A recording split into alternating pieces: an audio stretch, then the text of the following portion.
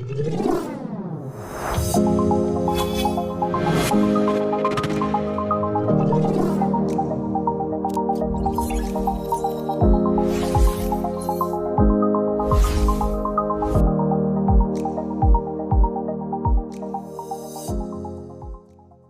everyone, welcome to another episode of PSX Insights by SFEL। ये week Pakistan stock market के लिए काफ़ी pressure में रहा। न सिर्फ पाकिस्तान स्टॉक मार्केट बल्कि ज़्यादातर स्टॉक मार्केट्स के लिए प्रेशर में रहा। क्रूड ऑयल हमें दोबारा से बुलिश रैली करता हुआ नजर आया। यूएस ईरान वॉर सिचुएशन दोबारा से अनसर्टन होती हुई लग रही है। सो चलें इस पे हम बात करते हैं, आगे चलते हैं और हारिस भाई से पूछते हैं कि वो मैक्रोज माइक्रोज को किस तरह देख रहे हैं, यूएस ईरान की जो भी डेवलपमेंट्स हैं उनको वो किस तरीके से देख रहे हैं। जी हारिस भाई, कैसे हैं आप? जी वालेकुम सलाम जुलित भाई। जुलित भाई बिल्कुल ऐसे ही है। हमने अब मैक्रो और माइक्रो डेवलपमेंट्स पे अगर बात करें तो सबसे पहले ऑयल जो है उसकी प्राइसेस इंक्रीज होती हुई हमें नजर आई। जैसे कि आपने बताया, ये मिडिल ईस्ट कॉन्फ्लिक्ट एक दफा दोबारा हमें शुरू होता हुआ नजर आ रहा है। और इसमें ये ऐसी डेवलपमेंट है कि ऑब्वियसली अगर नंबर ऑफ पॉइंट्स अगर डेवलपमेंट्स के देखें तो पॉजिटिव साइड पे, लेकिन ये इतनी मेजर डेवलपमेंट है कि ये सारे पॉजिटिव एस्पेक्ट्स को आउटवे कर रही है, क्योंकि इसका इम्पैक्ट हमारे करंट अकाउंट पे भी और इन्फ्लेशनरी प्रेशर, क्योंकि इम्पोर्ट बेस्ड इकोनॉमी है, इन्फ्लेशनरी प्रेशर आ जाता है और सारे बिजनेसेस को इम्पैक्ट करता है, ओवरऑल मैक्रो इकोनॉमिक एनवायरनमेंट को इम्पैक्ट करता है। ये हमने पहले भी देखा। और इसका जो इम्पैक्ट है स्टॉक मार्केट में ऑब्वियसली बहुत ज्यादा नेगेटिव रहा। इसकी लॉजिकल रीजनिंग भी है और कुछ हद तक सेंटीमेंट्स वैल्यूज भी हैं कि मार्केट जो है एक हर्ड मेंटेलिटी के तहत, जैसे कि आपने बताया कि एक सेलिंग प्रेशर भी रहा। तो ये इस नेगेटिव डेवलपमेंट ने most of the other developments को या तो आउटवे किया है या उसको इम्पैक्ट किया है। नेक्स्ट है वीकली एसपीआई डाटा जो आया है, उसको 0.45% डिक्रीज हुआ है। पॉजिटिव कह लें इसको। ईयर ऑन ईयर पे 11 पॉइंट समथिंग परसेंट इसका इंक्रीज है। लेकिन जो है ये एक टाइम पे था 15% से भी ज्यादा इंक्रीज आ रहा होता था। ये कहीं ना कहीं स्टेबलाइज हुआ है, लेकिन गोइंग फॉरवर्ड क्योंकि अगर फ्यूल प्राइसेस बढ़ा दी जाती हैं तो फिर ऑब्वियसली ये भी इंक्रीज होगा।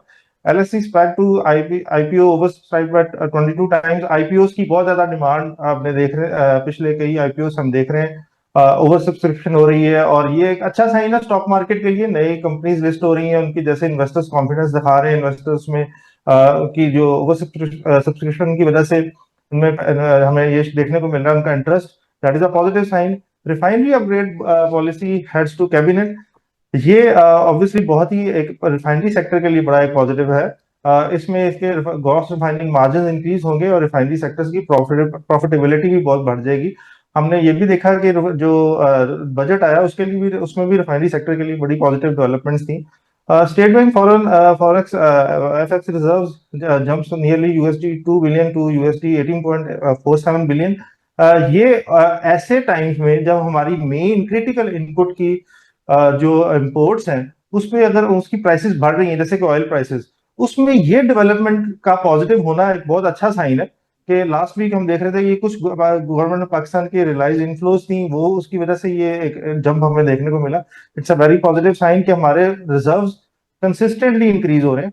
Lord Chem commission 6.5 megawatt solar plant. हमने लास्ट एपिसोड में बात की थी कि लॉर्ड कैम अपनी स्पेयर लैंड में अपने सोलर प्लांट लगाने जा रही है। इसको लास्ट एपिसोड को रिव्यू किया जा सकता है इस डिटेल को देखने के लिए। ऑब्वियसली वो क्यों करने जा रही थी हमने लास्ट वीक बहुत डिटेल से डिस्कस किया था इसको। Workers remittances increase by 2.2% in year on year in June 2026। ये ऐसा एस्पेक्ट है जिसने हमारे करंट अकाउंट को बहुत ज्यादा सपोर्ट दिया है despite the macro economic challenges. Worker remittances ने एक मॉडेस्ट इंक्रीज दिखाया, ये एक पॉजिटिव साइन है। Government raises HSD petrol prices by ₹13 per litre, obviously negative sign क्योंकि इंटरनेशनल ऑयल प्राइसेस इंक्रीज हो रही हैं और गवर्नमेंट ने पास ऑन कर दी है to the general public. World Bank approves 376 million to modernise Pakistan power grid. Carbon emissions कम होंगी इससे, ये भी एक तरह का एक positive development. Asian development selection Pakistan financial year 2027 growth forecast 4.5% से 3.7% कर दी। ऑब्वियसली ये भी एक, मैं कहूंगा कि कहीं ना कहीं जो हमारी इनपुट प्राइसेस का प्रेशर रहा है इस वजह से ये भी एक तरह का कमी कर दी गई है। और Citi Pharma approves re demerger plan, जो उनकी कुछ प्रॉपर्टीज थी उन्होंने सिटी कोर होल्डिंग्स को ट्रांसफर की हैं और इसके exchange of shares. It's a good sign कि लिस्टेड कंपनीज अपने ऑपरेशंस को डाइवर्सिफाई कर रही हैं, डिफरेंट एवेन्यूज में आ रही हैं। इट इट वुड इंश्योर कि ये लिस्टेड कंपनीज अपने बिजनेसेस में जब उनकी डाइवर्सिफाइड होंगी, अपनी स्ट्रीम ऑफ रेवेन्यूज या इनकम आप कह लें, वो आपके इनका रिस्क फैक्टर कम हो जाएगा, तो इट्स अ गुड साइन। आईटेल्स technologies approves business bonus issue and capital hike. Capital authorise capital बढ़ाने जा रही है 1.2 बिलियन से 5 बिलियन रुपीज तक। इसका इन्होंने जो रिसेंटली अभी ग्लोबल ग्लोबल कॉन्ट्रैक्ट इनको मिले हैं, उसकी बेसिस पे इंश्योर करेगा कि इनकी जो काफी आने वाले टाइम में काफी अच्छी ग्रोथ होगी कंपनी की। NATF setup due subsidy in Sharjah. Obviously national food जो गल्फ है उसके वाले से ये जो उसकी अच्छा साइन है। ये कंपनी फंडामेंटली बहुत स्ट्रांग है और इसने अपनी ओवर द इयर्स बड़ी जबरदस्त एक्सपेंशन की है और ये अपनी फर्दर अपने फुटप्रिंट्स बनाने जा रही है internationally. It's a good sign. Equity holdings of mutual funds up by 7% month on month basis in June 2026। ये चीज याद रखें कि जो म्यूचुअल फंड्स अगर ज्यादा उसकी इक्विटी बढ़ रही है, ये वो टाइम है जब इन्फ्लेशनरी प्रेशर्स हैं, मैक्रो इकोनॉमिक अनसर्टेनिटी है। वहां पे म्यूचुअल फंड्स की अगर इक्विटी होल्डिंग्स बढ़ रही है, it is a positive sign. अगर इसमें अगर कुछ कंपनीज पर बात करें तो मैं कहूंगा इसमें PNSC, PTC, ILP, pharma fertiliser, कोहार्ट सीमेंट, इन कंपनीज में बहुत ज्यादा सिग्निफिकेंट परसेंटेज चेंज देखा गया जिसमें म्यूचुअल फंड्स की होल्डिंग्स बढ़ रही है। Obviously institutional investor smart money अगर उसमें जा रहा है, there might be some underlying reason और इसको हमें जरूर कंसीडर करना चाहिए। इट्स अ पॉजिटिव साइन क्योंकि इनकी होल्डिंग्स एज इन बढ़ रही है। और auto industry grew by 25% year on year in June 2026। अभी पैमा का डाटा आया, उसमें भी हमें बड़े ऑप्टिमिस्टिक नंबर्स मिले। यूनिट्स के हिसाब से 25% ओवरऑल ग्रोथ देखने को मिली। जी यूरित भाई, आपका इसमें कोई क्वेश्चन है तो? जी बिल्कुल हारिस भाई, मेरा एक सवाल है। ये auto industry grew by 25% year on year. So इसमें आपके हिसाब से किन कंपनीज पे ज़्यादा इम्पैक्ट आ रहा है? जो न्यू पीएचईवीज वगैरह लॉन्च कर रही हैं वो कंपनीज, या जो पुरानी पाकिस्तान की जो कंपनीज हैं उन पे ज़्यादा इम्पैक्ट है? आपके हिसाब से किस पे ज़्यादा इम्पैक्ट आ रहा है? अच्छा जी यूरित भाई, इसमें अगर देखा जाए तो सबसे ज्यादा नोटेबल जो नंबर्स आए हैं वो साजगार के हैं। और कंपनी मुझे बहुत अच्छी लग रही है। It's one of my top picks. जिस तरह इसने परफॉर्म करता है रिसेंट पास्ट में, अभी बहुत अंडर वैल्यूड है in terms of sector PE, हालांकि बड़ी लो पीई पे ट्रेड कर रहा है। अगर इसके नंबर्स पे बात करें तो 103% ईयर ऑन ईयर इंक्रीज है। हाईएस्ट एवर मंथली सेल्स, इसकी जो टैंक 500 की डिमांड है वो उसके नंबर्स में भी शो हो रही है। इसके अलावा एच कार के भी बड़े पॉजिटिव नंबर्स आए हैं। 64% ग्रोथ आई है ईयर ऑन ईयर। लेकिन मैं एच कार के वाले से बहुत ज्यादा ऑप्टिमिस्टिक इसलिए नहीं हूँ क्योंकि अभी भी इसका मार्केट शेयर ऑलमोस्ट उतना ही है। और इसके साथ ही ये भी मुझे ऐसा अंडर वैल्यूएशन शो नहीं हो रही इसमें। इसके अलावा ट्रैक्टर सेल्स में भी इंक्रीज आया है, हालांकि मॉडेस्ट इंक्रीज है। ट्रैक्टर्स जो है लास्ट ईयर एग्रीकल्चर ने बहुत सफर किया था, तो ट्रैक्टर इस लो बेस इफेक्ट की वजह से आप यूं समझ लें क्योंकि एग्रीकल्चर सेगमेंट से रिलेटेड है, तो इस साल इसके लिए इंक्रीज ज्यादा होना चाहिए था। एक मॉडरेट सा इंक्रीज है। इसमें एजीटीएल के नंबर्स आप देख रहे हैं, ये बहुत ज्यादा ऑप्टिमिस्टिक है। इसके अलावा Atlas Honda obviously 32% increase, 88% market share है इनका टू व्हीलर सेगमेंट में। ट्रक्स में भी एक मॉडरेट इंक्रीज आया है, लेकिन जीएचएनआई के अगर आप नंबर्स देखें तो बहुत ज्यादा जो है प्रॉमिसिंग है। 84% ग्रोथ है। और ये जो हमने डाटा अपने एस एफ व्हाट्सएप चैनल पे लाइव अपडेट कर दिया था जैसे ही ये आया था, और आप उसको अगर ट्रैक करते रहे तो यू कैन इजीली प्रोडिक्ट के मार्केट ये इन कंपनीज ने अपनी अर्निंग्स किस तरह की रिपोर्ट करनी है। तो इट्स वेरी जो है आप इसके लिए बड़े इजीली उसको प्रोडिक्ट कर सकते हैं। तो ये है टॉपिक सासगार, एटलस होंडा, जीएचएनआई, ये इन्होंने काफी अच्छा परफॉर्मेंस दिखाई है। तो ये तो हो गया ये भाई मैक्रो इकोनॉमिक आउटलुक। और इसके हवाले से अब बड़ा इंपॉर्टेंट एक बात आपसे पूछेंगे। लास्ट वीक आपने जो लेवल्स बताए थे कि जहां पर ऑब्वियसली उस वक्त माशाल्लाह बड़े जबरदस्त एनालिसिस थे, कोई इतना एक्सपेक्ट नहीं कर रहा था इतना ज्यादा डिक्लाइन आएगा, लेकिन 6000 प्लस से ज्यादा भी डिक्लाइन आया कल की डेट में।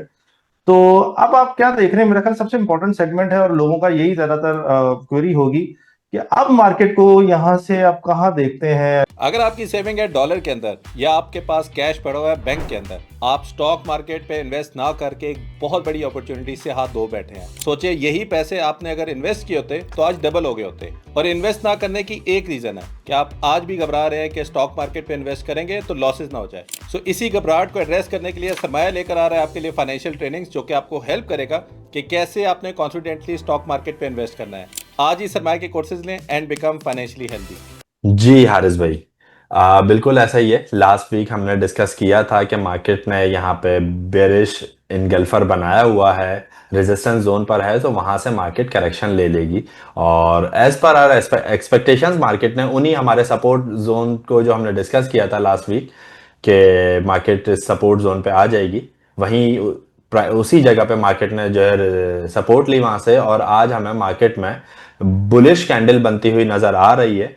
यहां से मार्केट का अगर मैं ओवरऑल वेटेज की बात करूं, 100 इंडेक्स के वेटेज की बात करूं, तो मेरे पास यहां पे स्टिल बेरिश पॉइंट्स ज्यादा हैं, बुलिश पॉइंट्स कम हैं। जुलाई से दिसंबर की जो है कैरेक्टरिस्टिक स्टिल हमें नजर आ रही है कि वो बुलिश होती है।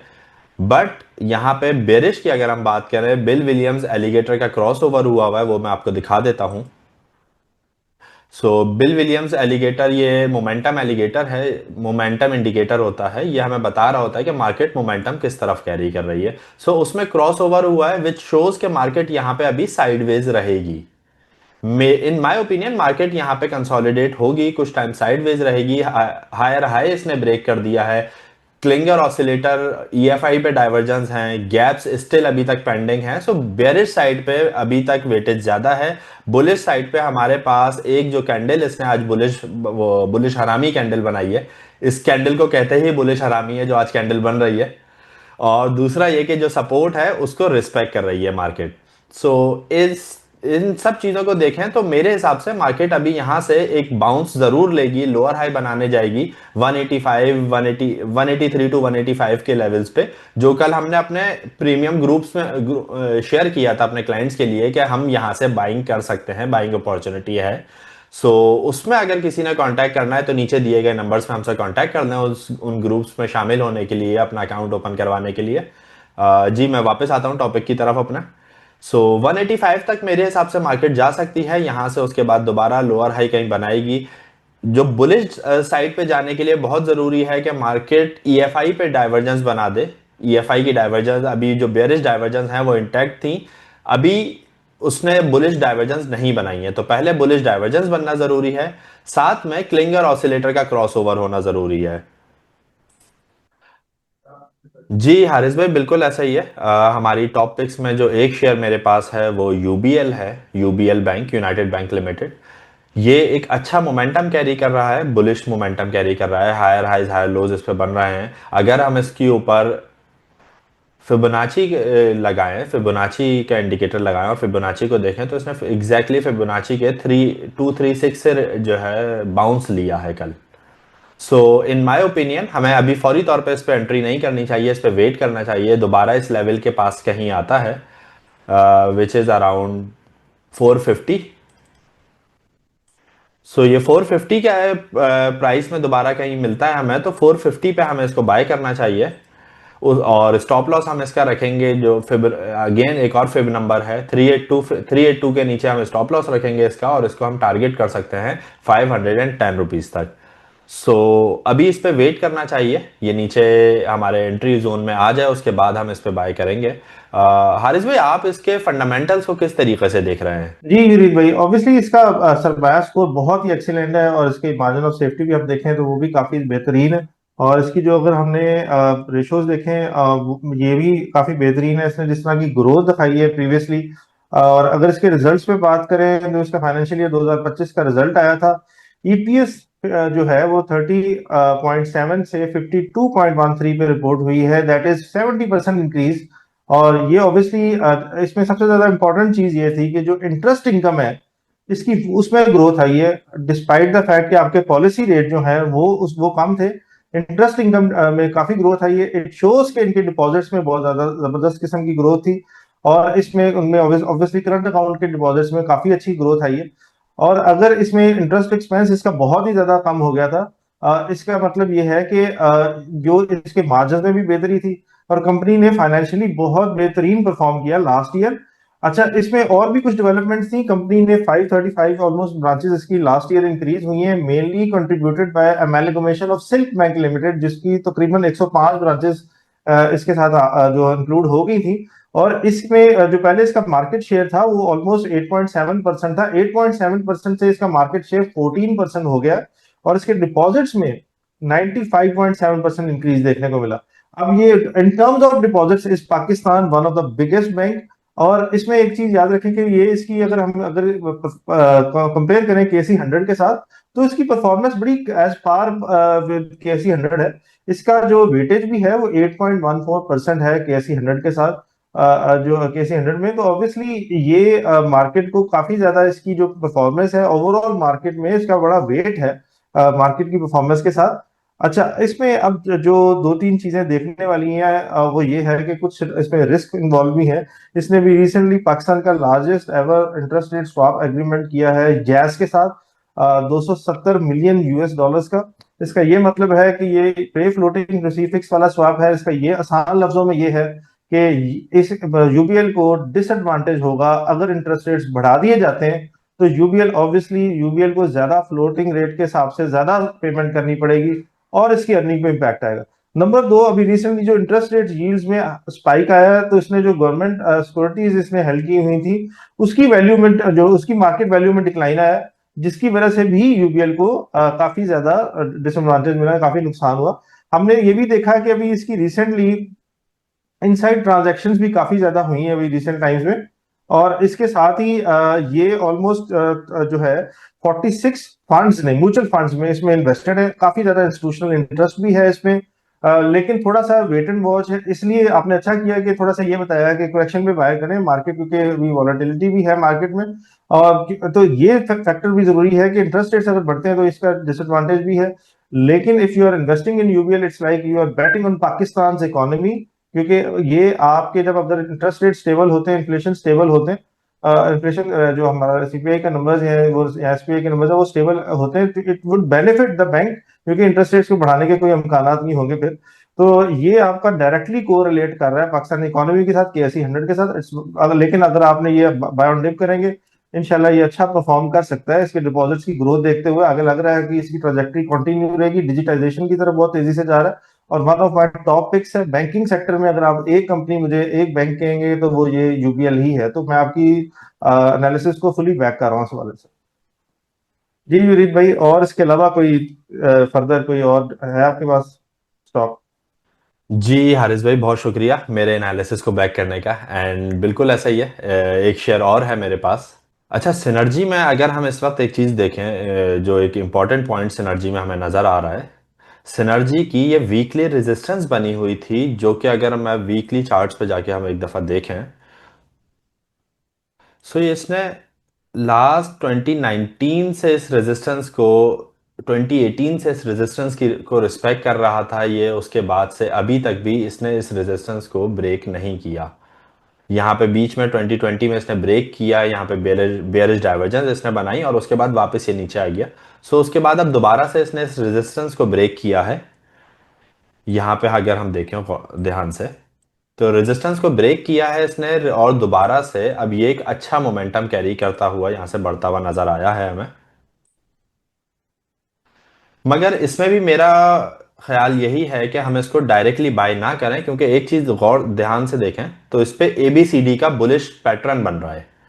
इस पॉइंट को अगर हम यहां से देखते हैं, 382 की रिट्रेसमेंट फिब लेवल्स की, वहां से दोबारा बढ़ के D लेवल्स तक।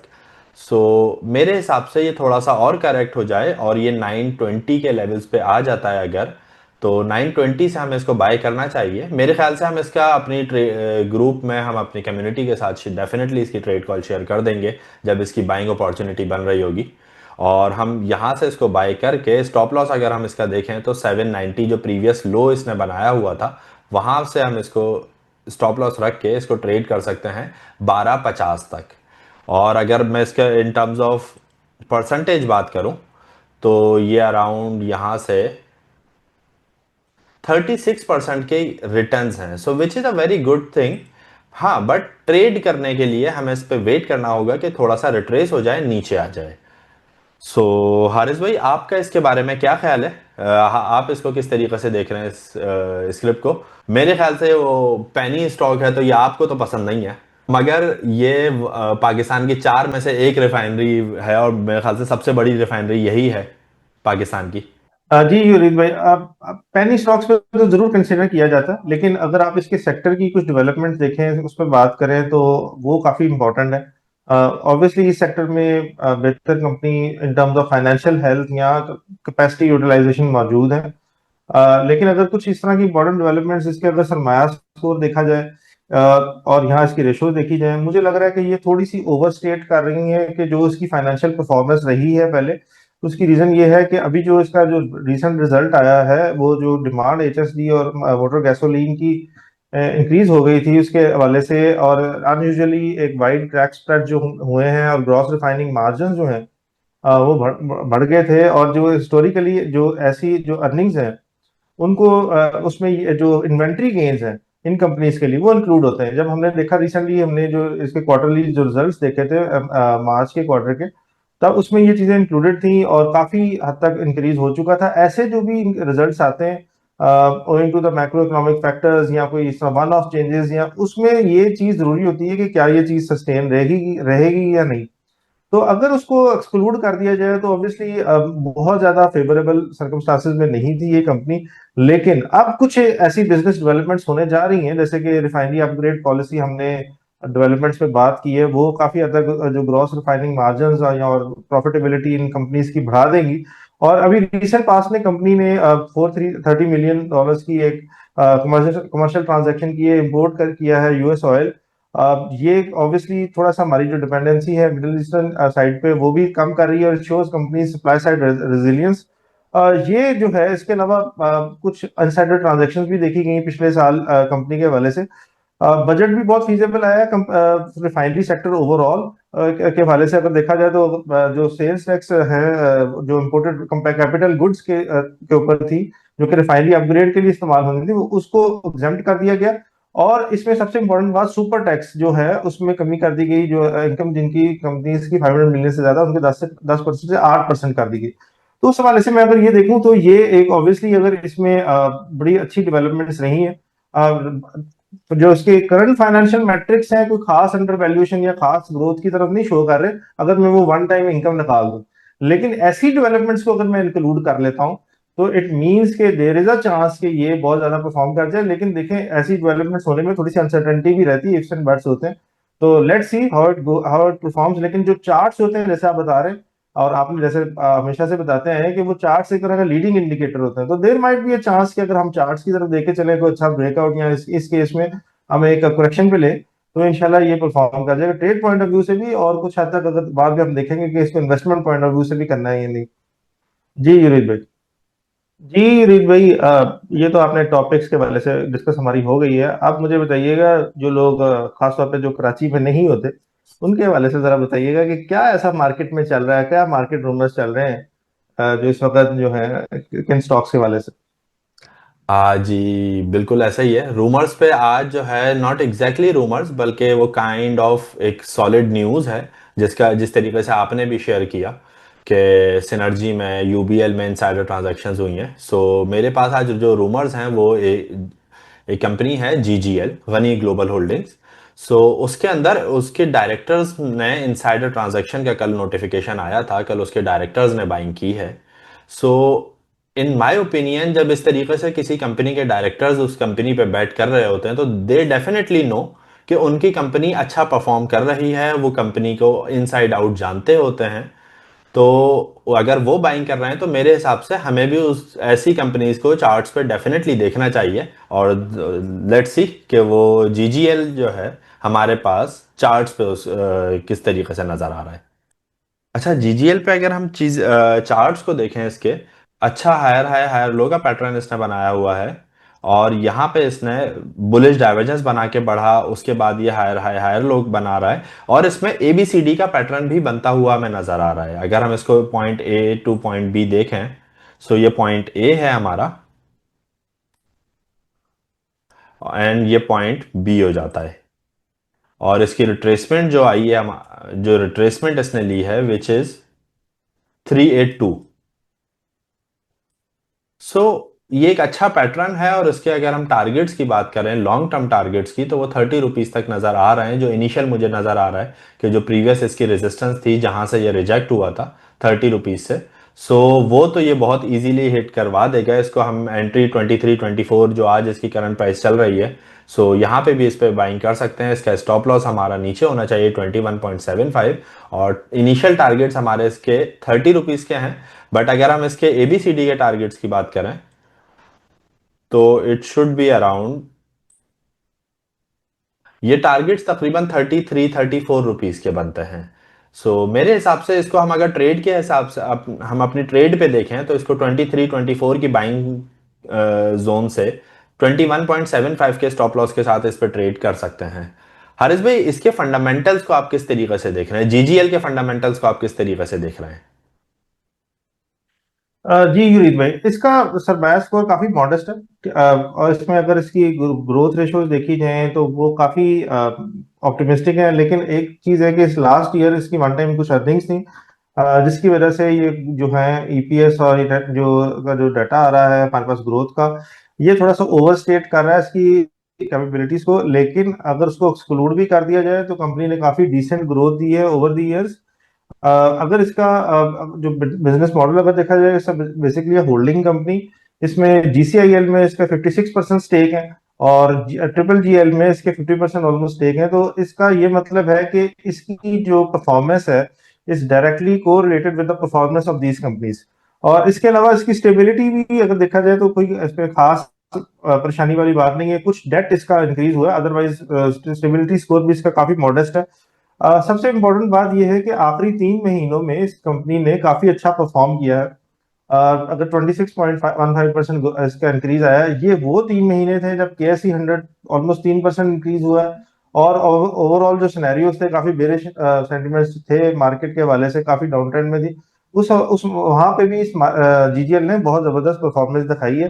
जो इसकी इन्वेस्टमेंट्स है, जैसे मैंने इसकी बात की सब्सिडरीज के हवाले से, तो GCIL बहुत प्रॉमिसिंग उसके फाइनेंशियल मैट्रिक्स हैं। बहुत अंडर वैल्यूड है इस वक्त भी। अगर देखा जाए तो 7.5 की प्राइस अर्निंग में ऑपरेट कर रहा है। अगर केमिकल सेक्टर के हवाले से भी देखा जाए तो उसमें भी अगर 25% ग्रोथ का चांस है इन फाइनेंशियल मैट्रिक्स के साथ। लेकिन उसमें बहुत पॉजिटिव डेवलपमेंट्स मौजूद हैं, जैसे कि एक ओमानी प्लांट है, उसका नेक्स्ट ईयर उसके ऑपरेशन से उसको इनकम मिलेगी जो GCIL को। और इसके अलावा GCIL ने माड़ी के साथ भी, माड़ी एनर्जीज के साथ भी एक जॉइंट वेंचर करा है LNG प्रोजेक्ट के हवाले से।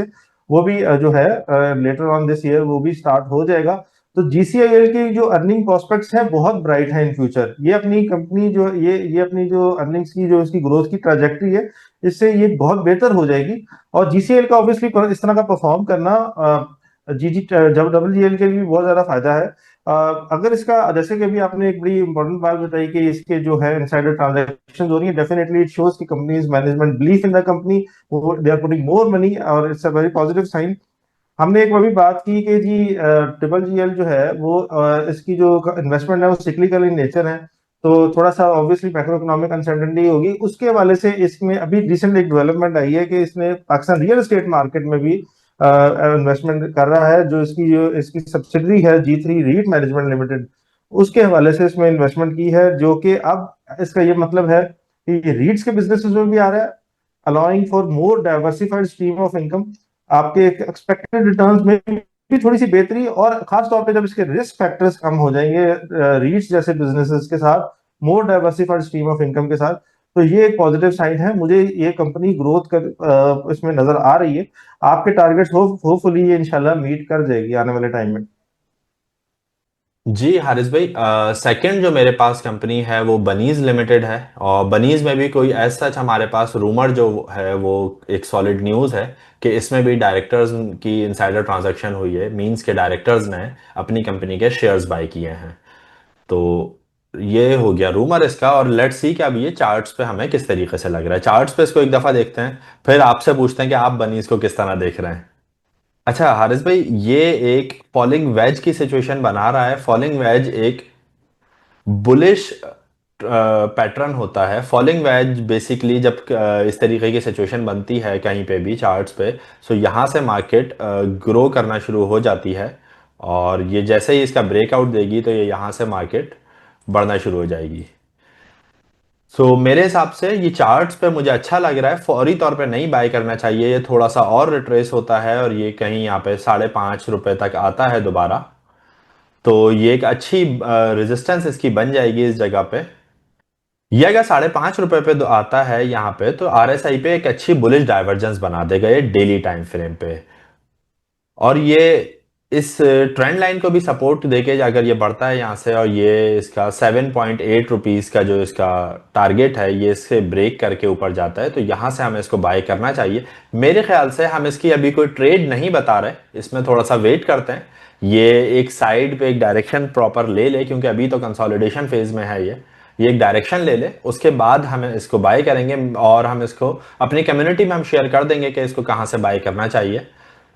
और ये एक सपोर्ट जोन भी इसने नीचे बनाया हुआ है यहाँ पे, अगर हम देखें 430 के ऊपर। मेरे हिसाब से तो ये एक अच्छी बाइंग अपॉर्चुनिटी बन सकती है इस कंपनी के अंदर। बट लेट्स सी कि जब ये इन नंबर्स पर आ जाए, उसके बाद हम इस पर डिसाइड करेंगे कि हमें इस पर ट्रेड किस तरह करना है। इसको हमें डेफिनेटली वॉच लिस्ट में जरूर रखना चाहिए अपनी। जी युरित भाई, बनीज लिमिटेड के हवाले से अगर इसकी आप रेशोज देखें, समय स्कोर देखें, तो ऑब्वियसली कुछ ऑप्टिमिज्म आपको जरूर नजर आएगा। लेकिन इसमें ये अगर एक तरह की टर्न अराउंड स्टोरी है, 2024 में ये लॉसेस में थी। मेनली इसमें जो एक तरह के बहुत ज्यादा लीवी इन पे इम्पोज कर दी गई थी फेडरल गवर्नमेंट की तरफ से to curb excessive energy consumption, वो वजह बनी थी। अगर आप ग्रोथ के हवाले से देखें तो ये एक तरह के एक टर्न अराउंड है। लेकिन इसमें जो नंबर्स हैं, अगर आप इसको क्लोजली मॉनिटर करें, इनकी फाइनेंशियल स्टेटमेंट्स को मॉनिटर करें, तो उसमें अर्निंग्स की क्वालिटी बहुत इंपॉर्टेंट है। ऑब्वियसली नंबर्स तो पॉजिटिव हैं, लेकिन इनमें जो एक तरह की जो अदर इनकम में इंक्रीज था वो बहुत ज्यादा था। वो इनके जो गेन जो हुआ है इनके सेल ऑफ फिक्स एसेट से। अब ये वो चीजें हैं कि ये सस्टेनेबल नहीं है। कंपनी हर साल तो ऐसा नहीं कर सकती। हाँ, इसकी ऑब्वियसली रेवेन्यूज में भी ग्रोथ आ रही है, लेकिन वो इतनी ऑप्टिमिस्टिक नहीं है जितनी इस वक्त जो इसके नंबर्स बता रहे हैं। और अगर आप इसकी प्राइस अर्निंग मल्टीपल देखें तो बहुत ठीक लग रहा है। अगर तो सिर्फ इस नंबर्स को लेकर चलें तो वो 0.67 की जो है इसकी अर्निंग्स है, उस हिसाब से अगर इसका आप मल्टीपल निकाल लें तो ऑलमोस्ट 10 का करीब बनता है। फूड सेक्टर में जो है और वो 20 के अराउंड कंपनीज ऑपरेट कर रही थी, तो उस हवाले से ये बहुत बेहतर लग रहा है। लेकिन अभी इनका जो एक और फैक्टर बड़ा जरूरी है कि इस कंपनी ने अपनी एक तो रेवेन्यूज को भी ग्रोथ किया, और इसमें जो इसके डेट के लेवल्स हैं और फाइनेंस कॉस्ट है उसमें बहुत ज्यादा कमी आएगी। लेकिन ये थोड़ा सा काफी ज्यादा इंक्रीज भी हुआ लास्ट ईयर इसने, जब इसकी अर्निंग्स बहुत अट्रैक्टिव थी, और उसमें हमने देखा कि काफी इसमें सिग्निफिकेंटली इंक्रीज हुआ। उसके बाद स्टॉक स्प्लिट भी हुआ, तो वहां से भी इसमें एक तरह की रैली देखने को मिली। अभी आप सही कह रहे हैं, वेट एंड वॉच वाली बात है। मार्केट जो है ब्रेकआउट का वेट करें। आप मजीद इसके लेवल्स बताएंगे इंशाल्लाह, आने वाले टाइम में हमारी कम्युनिटी में शेयर करेंगे। वो बहुत ज्यादा जरूरी है, क्योंकि ऐसे स्टॉक्स में कुछ जहां पे थोड़े से ग्रे एरियाज हों, उनको एक दफा देख लेना चाहिए कि क्या ये अपनी अर्निंग्स को सस्टेनेबल ग्रोथ उसकी होगी, और क्या उसके चार्ट्स को वो बैक करेंगे या नहीं। तो ये आपका बड़ा अच्छा आपने बड़ा अच्छा एनालिसिस किया है कि इसकी जो है हम आने वाले वक्तों में देखेंगे, ब्रेकआउट का वेट करेंगे, और फिर हम इसके हवाले से कोई बाइंग या ट्रेडिंग के हवाले से जो भी डिसीजन इंशाल्लाह हम लेंगे। जी, बहुत शुक्रिया हारिस भाई, आपके फीडबैक का, आपके एनालिसिस का।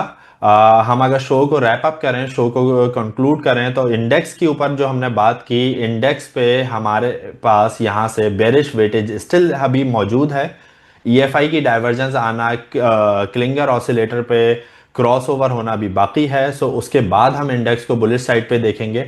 डेफिनेटली मार्केट यहाँ से लोअर हाई बनाने के लिए जाएगी, जिस तरीके से कल हमने अपने ग्रुप में शेयर किया था। उसके ऊपर हम जो लोग यहाँ से वैल्यू बाइंग करना चाहते हैं वो यहाँ से बाइंग कर सकते हैं। हमारी टॉप पिक्स के अंदर भी हमने कल ग्रुप में भी कुछ पिक्स शेयर की थी जिसके ऊपर वैल्यू बाइंग हो सकती है। जो आज हमने डिस्कशन किया है उसमें टॉप पिक्स में यूबीएल था, सिनर्जी था, और मार्केट रूमर्स के अंदर हमारे पास दो कंपनीज थी, जीजीएल और बीएनएल, बनीज लिमिटेड। एक चीज मैं यहाँ पे और ऐड कर दूं, जो इनसाइडर ट्रांजैक्शन की हमने बात की, बहुत सारी कंपनीज के अंदर रिसेंटली इनसाइडर ट्रांजैक्शंस देखने को मिली हैं। जीजीएल है, बनीज लिमिटेड है, एलएसईसीएल, एलएसईवीएल। मींस ये वो कंपनीज हैं जिनके डायरेक्टर्स, जिनकी मैनेजमेंट अपनी कंपनी पे कॉन्फिडेंट है, वो अपनी कंपनी के ऊपर बैट लेने के लिए तैयार हैं। मेरे ख्याल से अगर ये इन कंपनीज पे जैसे जैसे हमारे चार्ट्स पे इनकी ब्रेकआउट्स होते हैं या हमारे बाइंग जोन के अंदर जब भी इन कंपनीज में से कोई भी कंपनी आएगी, सो हम अपने ग्रुप पे शेयर करते रहेंगे उसके बारे में कि कब किस कंपनी को बाय किया जा सकता है, क्या उसका स्टॉप लॉसेस होंगे। And thank you very much. Haris भाई, आप कोई अपने क्लोजिंग रिमार्क्स इसमें ऐड करना चाहेंगे साथ में? जी बिल्कुल, वैल्यू बाइंग के हवाले से ऑब्वियसली इन्वेस्टर्स इस वक्त काफ़ी अनसर्टन जो है इन्वायरमेंट है, और खास तौर पे जब वो किसी नॉलेज के बगैर, किसी ट्रेड प्लान के बगैर इन्वेस्ट कर रहे होते हैं, तो ऐसी एडवर्स सिचुएशन में उनको पता ही नहीं चल रहा होता और वो इररेशनल डिसीजन मेकिंग करते हैं। तो ये बड़ा अच्छे, अगर आपको कोई सेटअप्स मिल रहे हैं, कोई वैल्यू बाइंग मिल रही है, या ये इनसाइडर ट्रांजैक्शन, ऐसे हालात में मैनेजमेंट का बिलीव कि ये कंपनी अभी डिस्काउंटेड लेवल्स में है, वो भी तो खरीद रही हैं। उनको इस कंपनी के बारे में ज्यादा पता, regardless of the macro economic factors जो यहाँ जो चेंजेस आ रही हैं इस वक्त इंटरनेशनली भी, तो डेफिनेटली अगर उसको बाय कर रहे हैं, इट मीन्स वो ज्यादा उनके पास नॉलेज है उस चीज का, कंपनी के हवाले से। तो इनके जो आने वाला ग्रोथ प्रोस्पेक्ट्स बेहतर हैं। ऑब्वियसली इन कंपनीज को कंसिडर करें। बहुत सारी डिस्कशन हुई ऑटोज का डाटा, म्यूचुअल फंड्स के हवाले से, और आपने इतने जबरदस्त किस्म के सेटअप्स भी बताए।